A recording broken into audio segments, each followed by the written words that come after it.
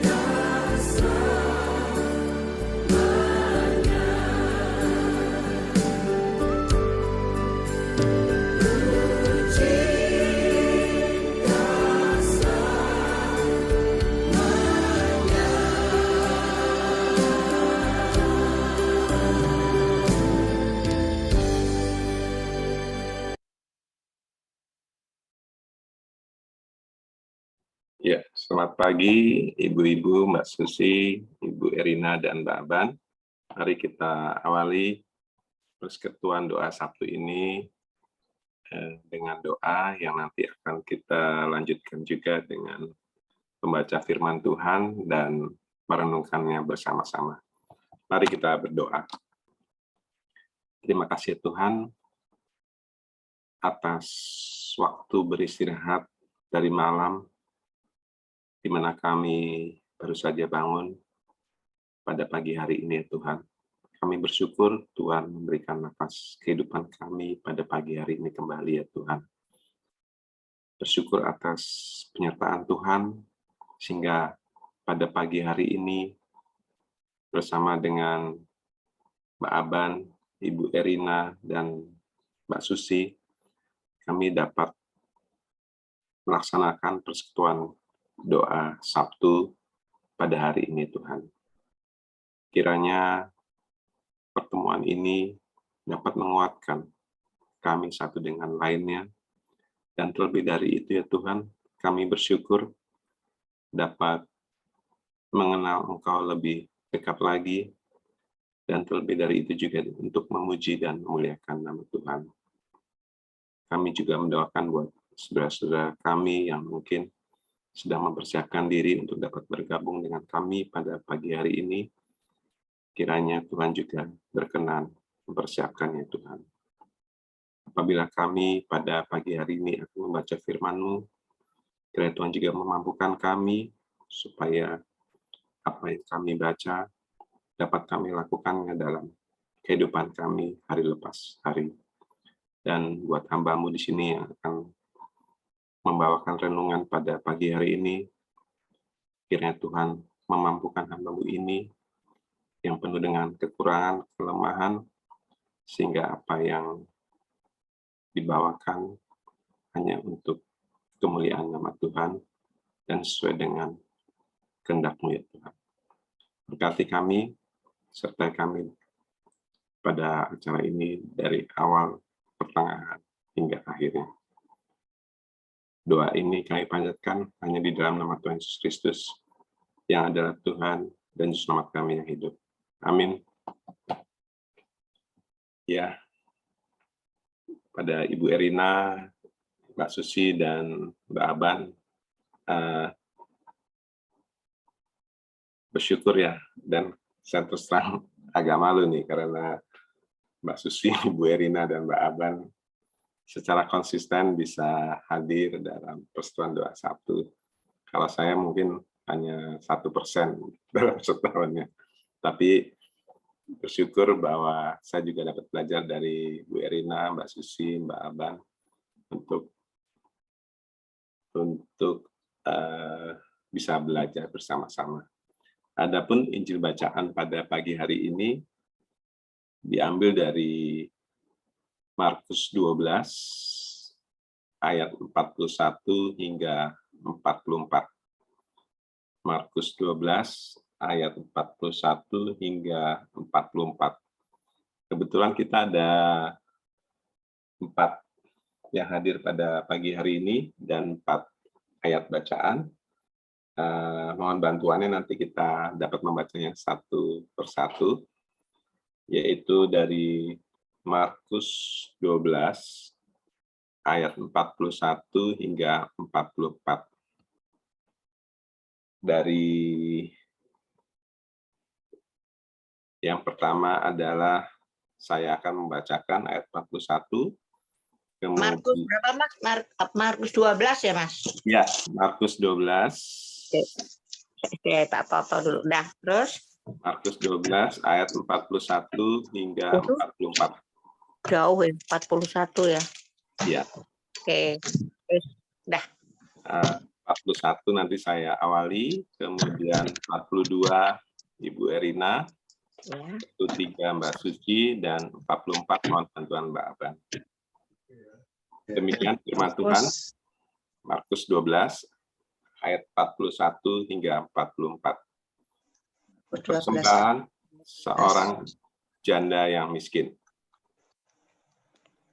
Pada suatu kali, Yesus duduk menghadapi peti persembahan dan memperhatikan bagaimana orang banyak memasukkan uang ke dalam peti. Banyak orang kaya memberi jumlah yang besar. 42, monggo. Lalu datanglah seorang janda yang miskin dan ia memasukkan 2 peser, yaitu satu duit. Maka dipanggilnya murid-muridnya dan berkata kepada mereka, Aku berkata kepadamu, sesungguhnya janda miskin ini memberi lebih banyak daripada semua orang yang memasukkan uang ke dalam peti persembahan. Sebab mereka semua memberi dari kelimpahannya, tetapi janda ini memberi dari kekurangannya. Semua yang ada padanya, yaitu seluruh nafkahnya. Terima kasih, Ibu-Ibu. Selamat pagi, Ibu Puji. Selamat pagi, Mas Menta. Selamat bergabung. Tadi bacaan kita dari Markus 12, ayat 41 hingga 44, Ibu Puji. Ibu-ibu yang dikasihi, jadi bacaan kita pada pagi hari ini dengan judul adalah Persembahan Seorang Janda Miskin. Kadang-kadang kalau kita membicarakan persembahan, ini adalah satu hal yang sensitif ya. Salah satu hal sensitif yang dibicarakan di gereja. Gereja kok bersifat komersil dengan membicarakan persembahan, membicarakan hal keduniawian. Tetapi kalau kita memahaminya lebih dalam lagi, dan pagi hari ini kita akan bersama-sama mencoba untuk belajar bersama-sama. Persembahan adalah salah satu hal yang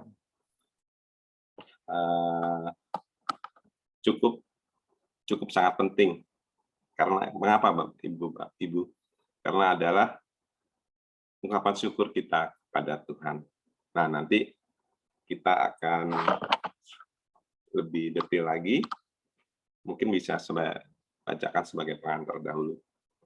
Allah melakukan penciptaan manusia dengan tujuan yang luar biasa, Ibu.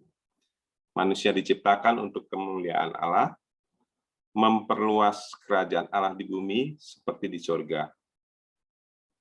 Allah memberikan kita akal budi, pikiran, dan hati untuk mengelola bumi ini. Dengan mengelola bumi, kita dapat memiliki segala sesuatu.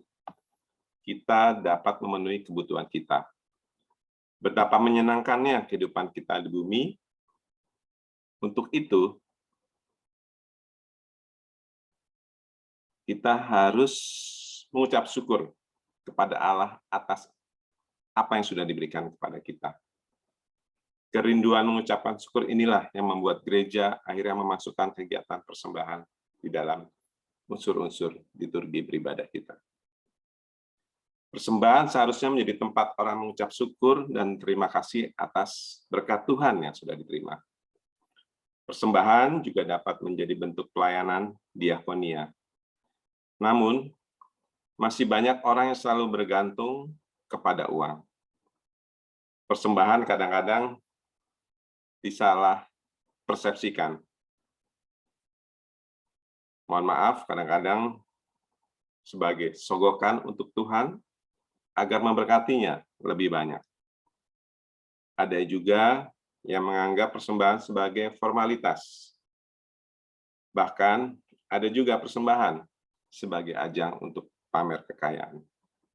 Tetapi hal tersebut mendukakan hati Allah. Allah rindu agar kita lebih benar-benar memahami persembahan melalui ayat-ayat di bawah ini. Di bacaan kita di Markus 12 ayat 41 hingga 44 yang kita baca bersama-sama tadi, persembahan seorang janda miskin, dikatakan bahwa janda tersebut memasukkan 2 peser, yaitu 1 duit. Bapak Ibu mungkin kita dapat membaca peser itu apa sih? Peser itu kalau kita baca di Kamus Alkitab, peser adalah mata uang tembaga Yahudi yang paling kecil, yaitu sama dengan setengah duit. Nah, duit ini apa lagi nih? Kalau kita baca di kamusnya, duit adalah mata uang Yunani yang sangat kecil. Nilainya sama dengan 2%. Nah, kita tidak akan belajar lebih lanjut mengenai peser atau duit ya.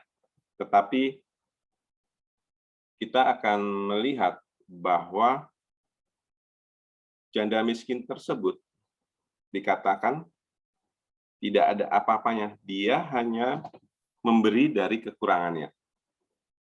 2% tadi adalah apa yang dimiliki oleh janda tersebut. Semua yang dimiliki 2%, 2 peser. Sedangkan orang kaya memberikan dari kelebihannya. Nah,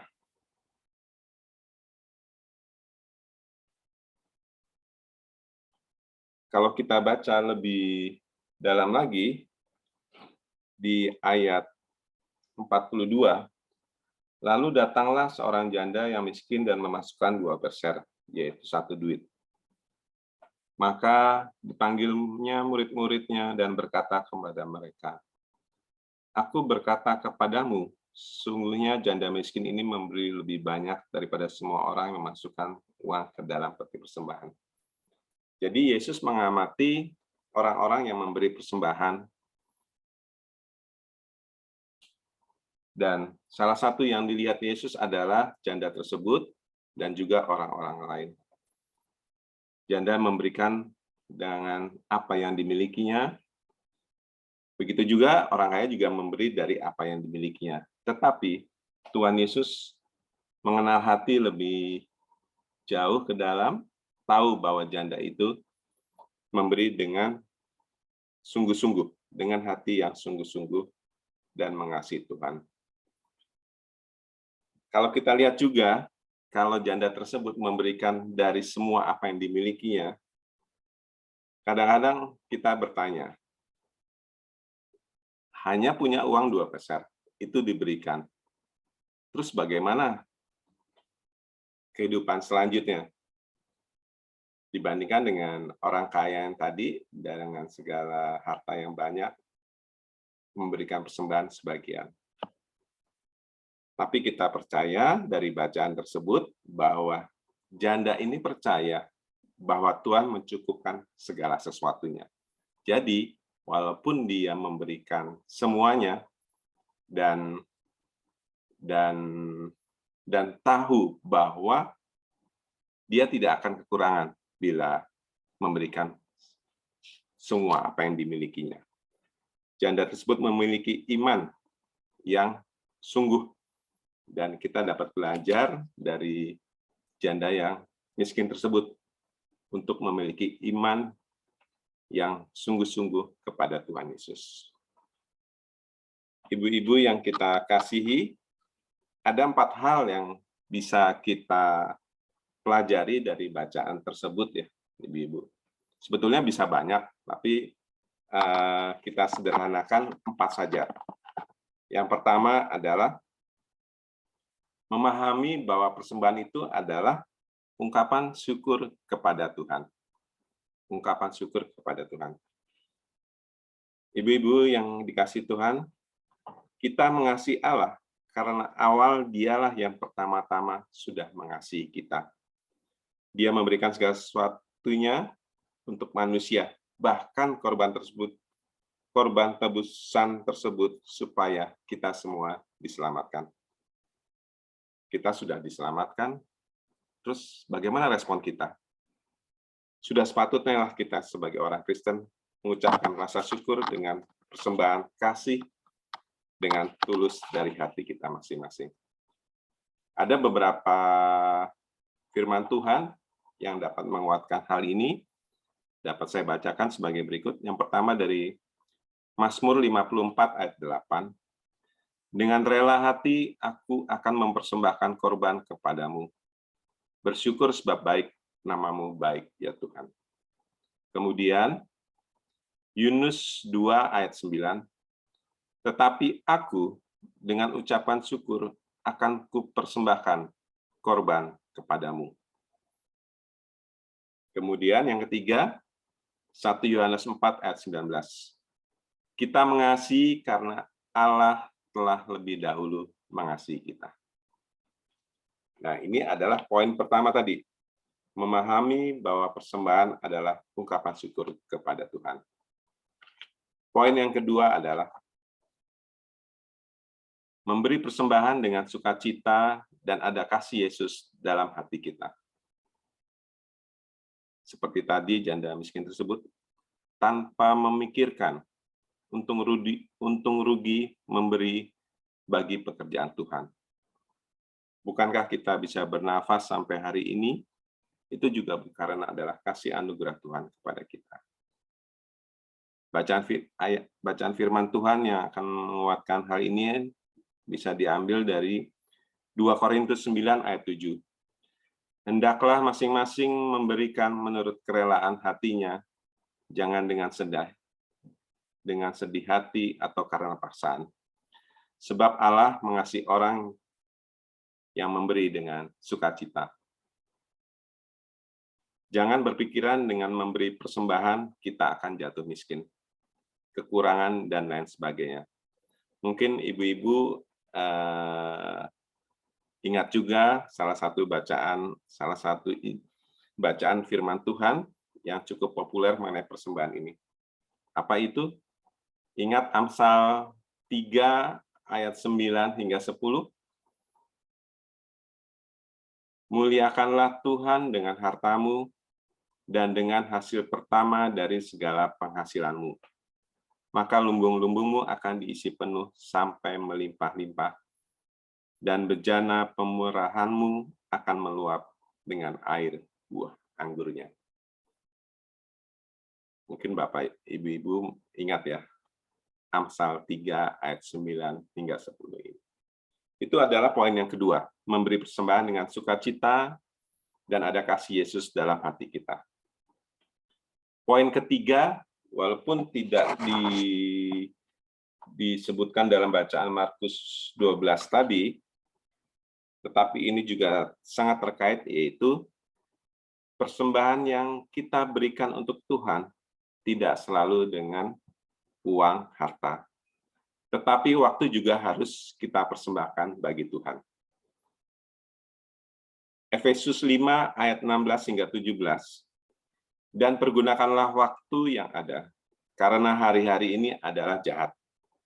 Sebab itu janganlah kamu bodoh, tetapi usahakanlah supaya kamu mengerti kehendak Tuhan. Kita semua memiliki waktu 24 jam sehari, tidak kurang, tidak lebih, sama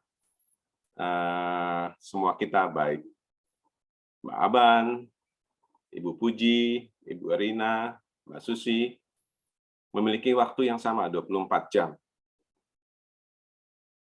Namun, tiap orang memiliki kesibukan yang berbeda-beda dalam menjalani kesehariannya, dan mereka memiliki prioritas yang berlainan dengan waktu yang mereka miliki. Ada yang lebih mengutamakan pekerjaan, ada yang mendahulukan hobi, ada yang hobinya berolahraga, main sepeda. Bagus sih, sampai main sepeda tuh ada yang jauh sampai 1 jam, 2 jam, 3 jam. Bagus buat berolahraga, buat kesehatan kita. Tetapi kita juga harus pintar-pintar menggunakan. Ada yang senang masak mungkin ibu-ibu ya. Wah, kalau udah masak kayak lupa semuanya ya. Ibu Puji ini masakannya cukup enak katanya. Dan apalagi Ibu Reina, kalau Mbak Susi, saya belum nyobain. Kalau Mbak Aban nggak tahu juga saya. Tapi saya yakin ibu-ibu semuanya memiliki keahlian dalam memasak. Minimal memasak air, memasak nasi, ya ibu-ibu ya. Itu semua.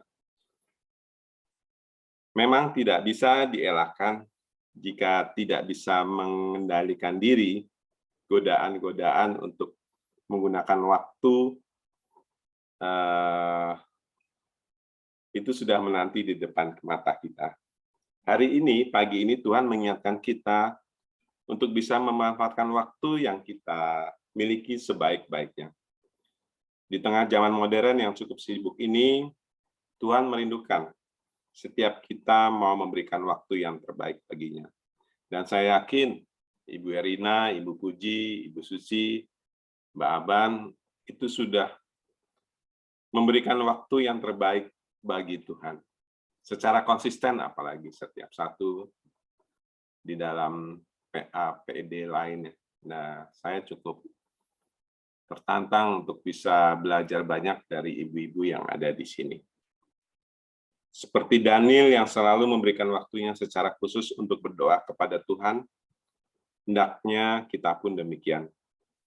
Berikan waktu-waktu khusus kita untuk duduk diam dan mendekat kepada Tuhan. Berhentilah sejenak dari setiap kesibukan yang selama ini menyita perhatian kita. Dan belajarlah memberikan persembahan waktu yang terbaik bagi Tuhan. Jadi, walaupun bacaan kita tadi menyinggung persembahan itu adalah berupa uang, tetapi kita juga diingatkan, waktu juga adalah persembahan yang terbaik bagi Tuhan. Saat kita bisa memberikan persembahan waktu bagi Tuhan, kita sudah memberikan bukti bahwa kita mengasihi Tuhan dengan segenap hati dan mengekspresikannya dalam bahasa kasih yang Tuhan sukai. Nah, itu adalah poin yang ketiga. Poin keempat dan adalah poin yang terakhir adalah persembahan yang utama adalah hati dan hidup kita.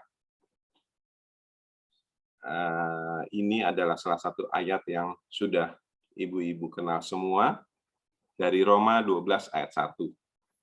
Karena itu, saudara-saudara, demi kemurahan Allah, aku menasihatkan kamu supaya kamu mempersembahkan tubuhmu sebagai persembahan yang hidup, yang kudus, dan yang berkenan kepada Allah. Itu adalah ibadahmu yang sejati. Ibu yang dikasih dalam Tuhan Yesus Kristus, di sini ada kurang lebih, saya sadur ada 7 kalimat yang bisa terkait dengan poin keempat ini, yaitu percuma kita mengatakan saya percaya kepada Tuhan, tetapi kita tidak pernah bahkan meragukan kuasa dan pertolongan Tuhan dalam hidup kita. Percuma jika kita berkata Tuhan adalah penolongku, tetapi ketika masalah atau persoalan datang, kita datang kepada manusia dan hanya mengandalkan kepada manusia. Kita tidak mengandalkan kepada Tuhan. Percuma kita berkata, ku mau setia kepada Tuhan, tetapi kita bila diperhadapkan dengan jodoh, harta, jabatan, kekayaan, kita malah meninggalkan iman kita kepada Yesus. Percuma kita bersaksi ke sana kemari, tapi hidup kita tidak menjadi kesaksian cinta kasih Tuhan dalam hidup kita. Percuma kita juga berkata kasihilah musuhmu, tetapi kita sendiri membenci orang yang sudah mengasihi kita. Percuma kita berkata ampunilah orang yang telah menyakitimu, tetapi kita sendiri masih dendam dan sakit kepada orang yang sudah menyakiti kita. Percuma kita berkata, hormatilah orang tuamu, tetapi jika kita memerlukan orang tua kita sebagai pembantu. Nah, ini mungkin kata-katanya, redaksinya agak kurang pas mungkin ya, karena percuma ya. Tetapi di sini hal ini lebih untuk meningkatkan ekspresinya bahwa kita harus sinkron apa yang kita katakan dengan apa yang kita lakukan. Ibu-ibu yang dikasih dalam Tuhan Yesus Kristus, persembahan kita bukan hanya uang atau waktu, tetapi hati dan hidup kita itu adalah persembahan yang utama. Persembahan adalah sesuatu yang kita persembahkan kepada siapa yang kita sembah, yaitu kepada Tuhan Yesus.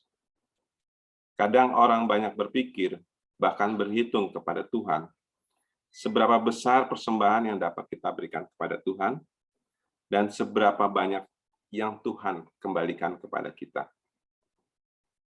Ada yang mengajarkan juga, jika kita memberi banyak, maka kita pun diberikan berkat yang berlimpah dan berlipat-lipat kali ganda. Ini adalah persepsi yang keliru. Dengan dasar korban Kristus untuk manusia, maka persembahan kepada Tuhan merupakan ungkapan syukur dan sebagai tanggung jawab atas anugerah yang Allah telah berikan kepada kita manusia.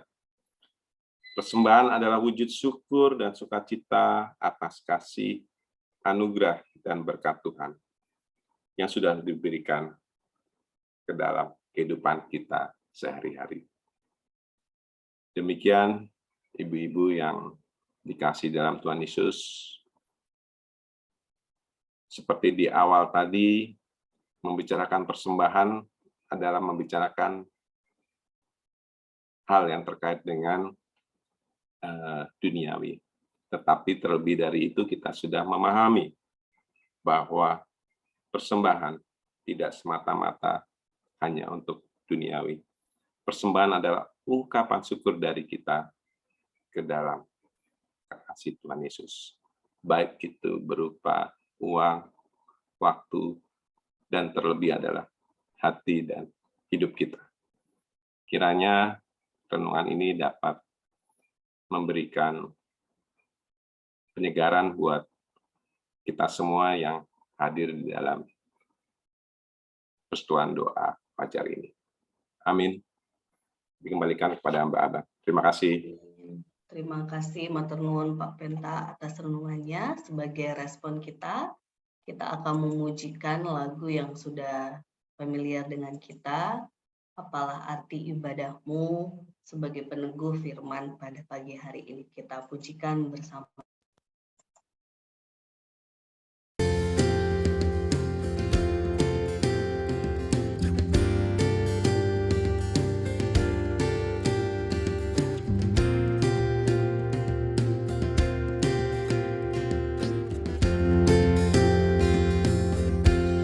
Apalah arti ibadahmu kepada Tuhan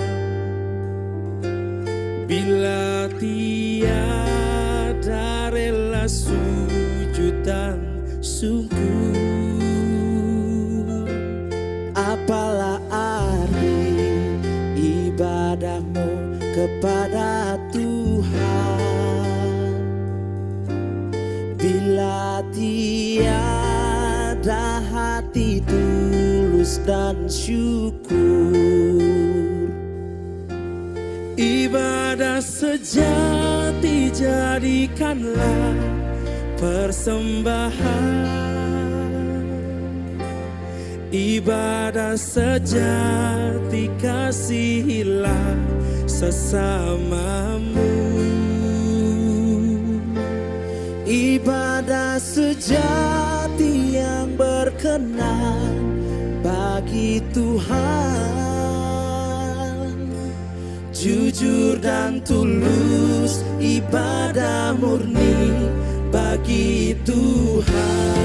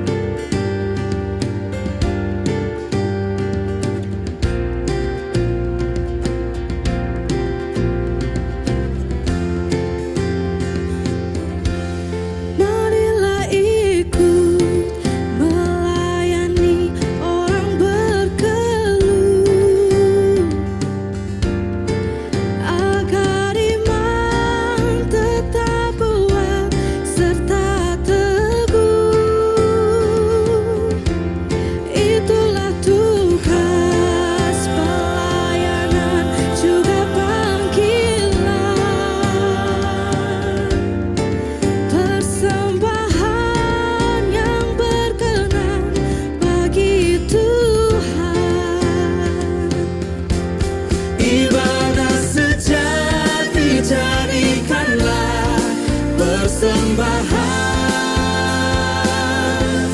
ibadah sejati kasihilah